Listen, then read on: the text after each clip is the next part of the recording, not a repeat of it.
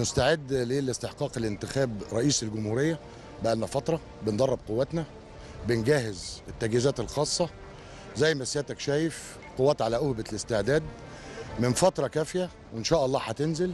وأنا بطمن كل الناس وبقول لهم إحنا موجودين اعتبارا من النهاردة لحد ما بعد الانتخابات. انزلوا انتخبوا، ما تخافوش.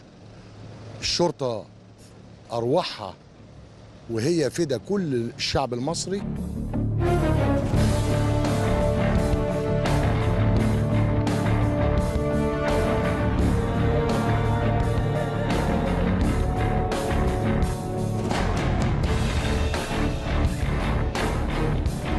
في جميع القطاعات الجغرافية والمعسكرات، جميع القطاعات منتشرة إن شاء الله القوات ديت، وتتحرك على طول فورا إن شاء الله. في أقل من 5 دقايق إن شاء الله نكون متواجدين في المكان اللي يكون فيه خطر إن شاء الله.